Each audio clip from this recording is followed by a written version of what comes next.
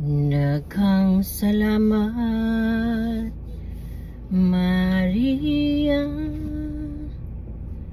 Daghang salamat sa imong kaayo.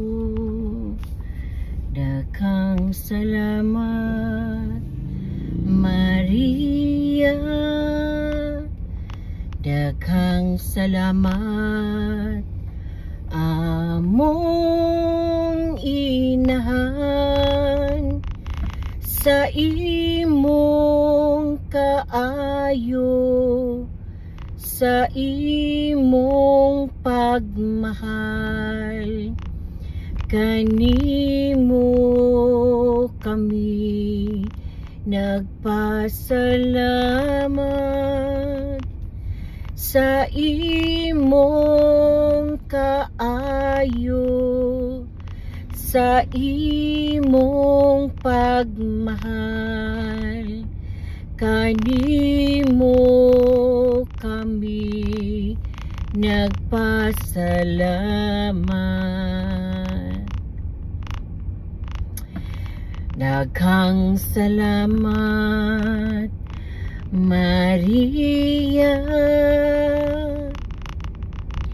Daghang salamat sa imong kaayo. Daghang salamat, Maria. Daghang salamat, among inahan, sa imong kaayo, sa imong pagmahal.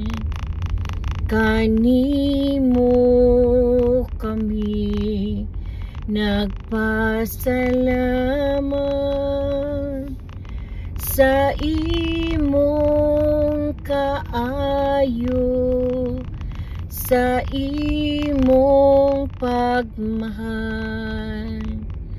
Kanimo kami nagpasalamat.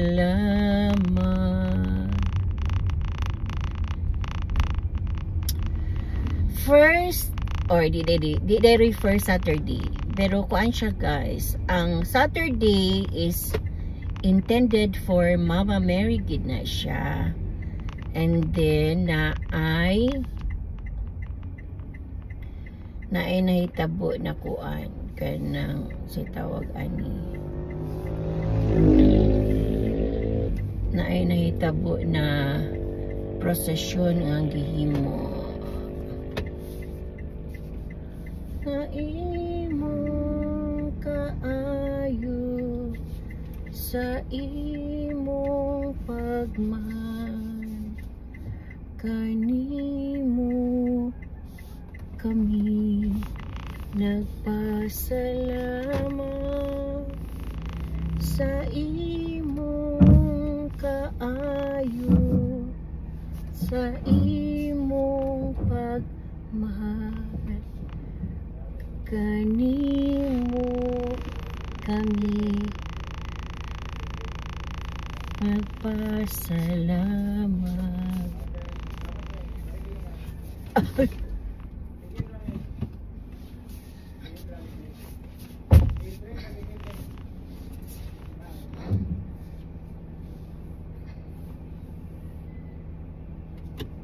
Okay, straight ang ligid. Thank you, Lord. Naka-attend ta og procession. Naka-attend ta og kuan siya guys, Our Lady of Lourdes na procession. Saturday kay kuan naman ta karon 8, 9. Ang piyesta kay 11. So gi-timing nila na ang procession himuon na Sabado kay daghan ang maka-attend. Unya naapoy renewal sa mga kanang mga devotee sa Our Lady of Lourdes. So mo to after the mass na ay renewal sa mga devotees. Naka-white sila and then nakabakos o blue. Blue. Sky blue pang ginana. Para sa kuan gid siya kanang devotee sa Lourdes. Unya kuan pagkahuman mo to na procession gihimo.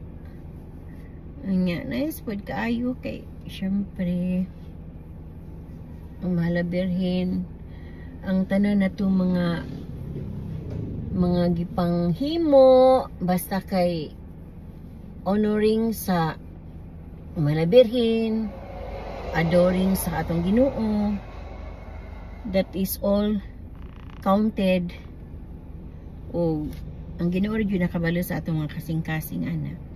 Ang importante nga permanente ta nga muyo nagaampo sa atong mga kanang mga gipangayo o usab kanang nangayig pasaylo sa atong mga kasalanan inana ra jud na o labas sa tanan magpasalamat sa mga blessing sa mga kaayuhan nga gihatag ni Lord sa ato. So ana ra man ang importante sa ato ang kuan adlaw-adlaw na panginabuhi, pangadlaw-adlaw na pangisaysikay aning kalibutan. Unya di gid nato kalimtan nga magsimba labi na gid o kada Domingo naigi pagsimba paghimuon kay mao gid na ang gihatag ni Lord ang magsimba jud magsimba gid kada Domingo. Unya kun og night time na kanang magkuan kanang sani makasimba o kuan kanang kada adlaw labi na sa ako makasimba nya labi na sa ako na free gid ko every morning unya tapos kitagaan po ta og grasya ni Lord na makakuan ta balo na mo ginagmay nga driving ba nga makaabot lang sa simbahan ngina mo ray importante basta maka-drive ta nga para di na ta mamalihog or kanang makisakay or magpahatod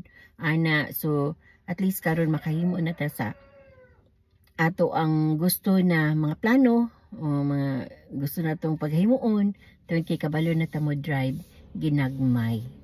So katura importante guys, kinahanglan gid na align ta permanente, action ta permanente sa Ginoo.